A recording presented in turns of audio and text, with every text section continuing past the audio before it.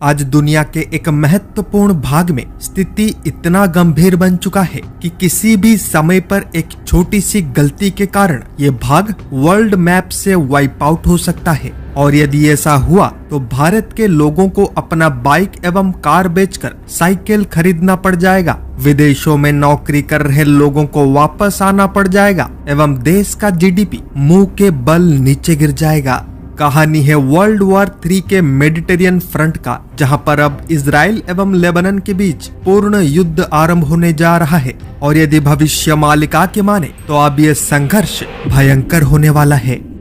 यदि किसी देश में कोई प्राकृतिक आपदा होता है एवं कोई अन्य देश उसे सहायता भेजता है तो वो उसे ऐसे ही नहीं भेजता, बल्कि उसके अपने लाभ के लिए ऐसा करता है। यदि किसी देश पर हमला होता है एवं कोई अन्य देश उसका सहायता करने आता है तो वो ऐसे ही नहीं आता, बल्कि उसके अपने लाभ के लिए आता है।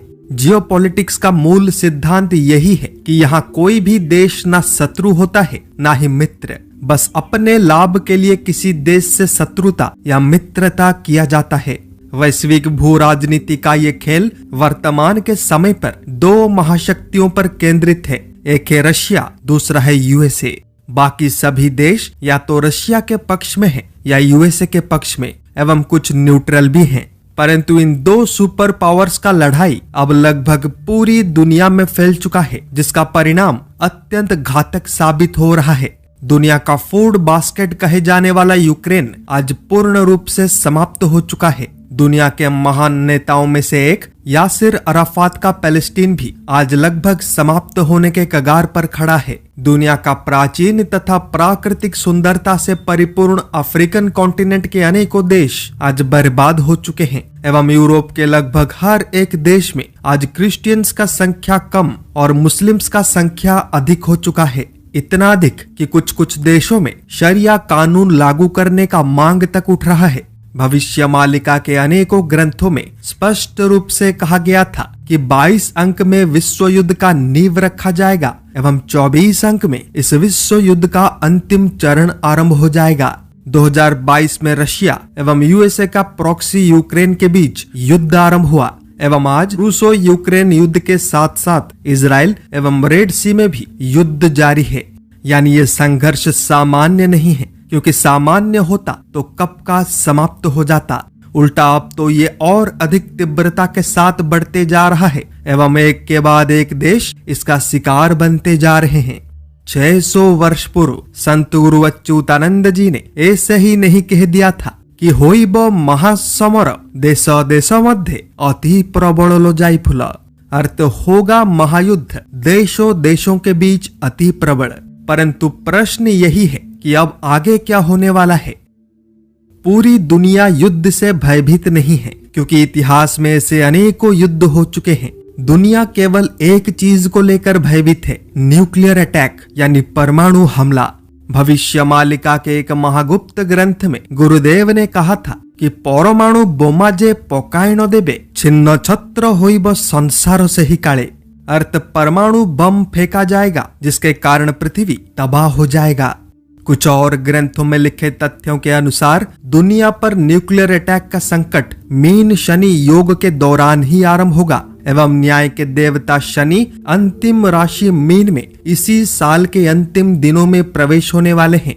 मैं आपको काल्पनिक बातें नहीं सुना रहा, बल्कि मैं आपको सत्य से अवगत करवा रहा हूँ। मैं चाहता तो खाली भविष्यवाणी सुनाकर चला जाता, परंतु वैसा करके कोई फायदा नहीं होने वाला, क्योंकि जब तक आम जनता यानी साधारण लोग दुनिया के परिस्थितियों को नहीं समझेंगे तब तक इस समाज में परिवर्तन नहीं हो पाएगा। अब इस मैप को ध्यान से देखिए। मैंने एक काल्पनिक लाइन खींचा है जिसके एक तरफ सुपर पावर यूएसए है एवं दूसरी तरफ सुपर पावर रशिया। अभी तक यूएसए इस लाइन को पार करके रशिया वाले भाग पर कब्जा करते जा रहा था, परंतु यूक्रेन युद्ध के बाद से बाजी पूर्ण रूप से पलट चुका है। सरल भाषा में कहूं तो अब रशिया इस लाइन को पार करके यूएसए वाले भाग पर कब्जा करने का प्रयास कर रहा है। इस संघर्ष में अभी तक यूएसए को 2 बड़े झटके लग चुके हैं। पहला झटका है मिडिल ईस्ट में हार एवं दूसरा झटका है अफ्रीका में हार। अब यूएसए के पास मात्र एक ही गढ़ बचा हुआ है जिसको हम यूरोप कहते हैं। परंतु अब यूरोप भी रशिया के प्रॉक्सी वॉर में बुरा फंस चुका है। इन सबको समझना इतना आसान नहीं, क्योंकि जियोपॉलिटिक्स एक जटिल विषय है। बस इतना समझ जाइए कि एक सुपर पावर देश हमेशा इस प्रयास में रहता है कि अधिक से अधिक देश उसके पक्ष में हो जाए तथा उसके अधीन रहकर उसका नेतृत्व स्वीकार करे। ऐसा प्रत्येक युग में होता आ रहा है और आगे भी होता रहेगा। महत्वपूर्ण यह है कि इसके कारण पृथ्वी पर भयंकर विनाश होता है। लाखों नहीं, करोड़ों की संख्या में जीवन समाप्त हो जाते हैं। अनेकों भूखंड हमेशा हमेशा के लिए खंडहर बन जाते हैं।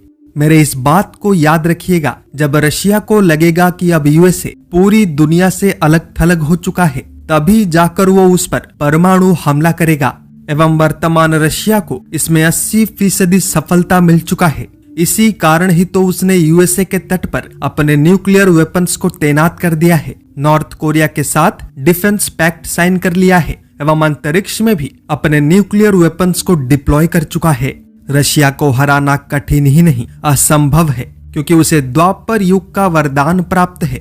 भारतीय उपमहाद्वीप में स्थित देशों को इस युद्ध से कोई लेना देना नहीं है, परंतु इस युद्ध का सबसे अधिक प्रभाव इन्हीं देशों पर पड़ने वाला है। जब दो लोगों के बीच जारी लड़ाई को एक तीसरा व्यक्ति जाकर रोकने का प्रयास करता है, तो अनेकों बार वो तीसरा वाला भी मार खा जाता है। ठीक वैसा ही हालत आज भारत एवं भारत के पड़ोसी देशों का है।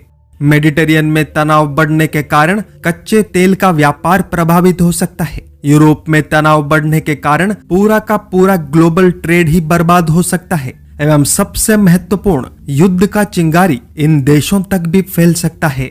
ये समय भयभीत या चिंतित होने का नहीं है, ना ही अपना काम धाम छोड़कर भागने का है, बल्कि ये समय अपने कर्तव्य का पालन करते हुए सतर्क रहने का है, क्योंकि परिस्थितियों को बदलने में अधिक समय नहीं लगता।